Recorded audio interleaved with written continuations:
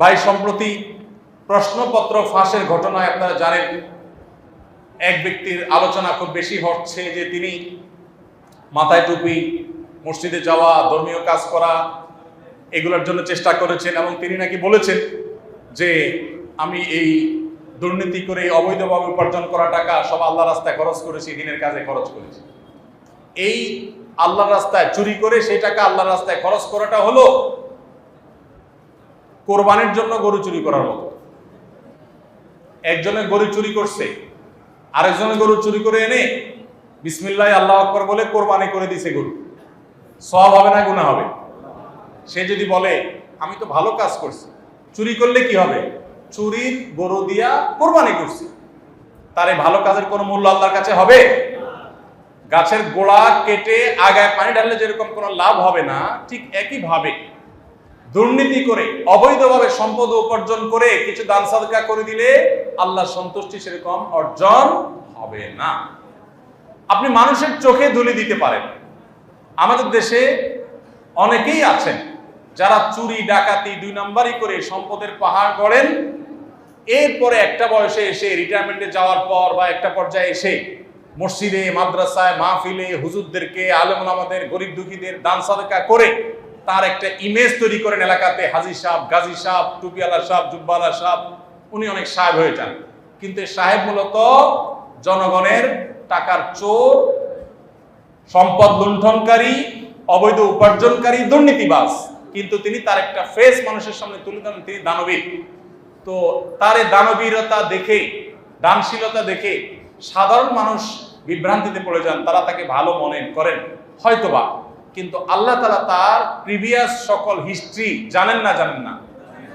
তো এই সমস্ত দান সদকা করে মানুষের চোখে ধুলি দেওয়া যেতে পারে, কিন্তু আল্লাহকে কোনোভাবে বিভ্রান্ত করার সুযোগ নেই। আল্লাহ সবকিছু জানেন। বিধায় যে আল্লাহর কাছে শাস্তি এবং পুরস্কার, যে আল্লাহর কাছে জান্নাত এবং জাহান্নাম, সে আল্লাহকে কোনোভাবে এই দুর্নীতির টাকা দান করে খুশি করার কোনো সুযোগ নেই।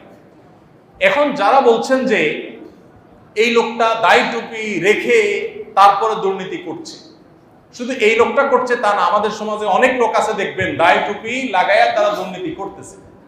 এখন এটা দেখে অনেকে সোশ্যাল মিডিয়াতে দাড়ি টুপির সমালোচনা শুরু করছে। তো এটা হলো আরেক মূর্খতা। কেন মূর্খতা বললাম?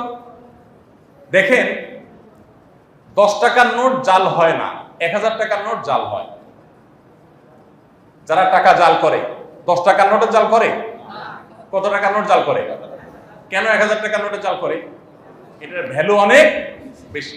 যেটার ভ্যালু বেশি ওইটার জাল হয়, যেটা ভ্যালু কম ওইটার কি হয় না। দাড়ি টুপির ভ্যালু বেশি দেখেই তো চোর ডাকাতরা ওইটা নকল করে। দাড়ি টুপির মর্যাদা বেশি দেখেই চোর ডাকাতরা সেটা নকল করে। এখন 10 টাকার নোট যদি বলে যে ভাই আমার তো কোনোদিন জাল হলো না, ও 1000 টাকার নোট, তুমি খারাপ মানুষ এই জন্য তোমারে জাল করে মানুষ। 10 টাকার নোটের এই যুক্তি কি সঠিক না ভুল? আরে বেটা, তোমারে জাল করে কি লাভ হবে? তুমি 10 টাকা, তোমার দাম কি? এই জন্য তোমারে জাল করে না। 1000 টাকার নোটের জাল করা হয়, সেজন্য এটা কি 1000 টাকার নোটের কোনো দোষ? 1000 টাকার নোটের জাল হয় সেজন্য কি 1000 টাকার নোটের মর্যাদা কমে? অতএব দাড়ি টুপির মর্যাদা বেশি দেখে সেটাকে জাল করা হয়, এই জন্য দাড়ি টুপির মর্যাদা কমবে। চিটাররা দাড়ি টুপি পরে চিটারি করে, দুর্নীতিবাজ, ডাকাত, মানুষের সম্পদ আত্মসাৎকারী, বিভিন্নভাবে প্রতারণা যারা করে, বিভিন্ন সময় এরা অনেকে ধার্মিক সাজে। এরা হলো ধর্ম ব্যবসায়ী। এরা হলো ধর্ম ব্যবসায়ী।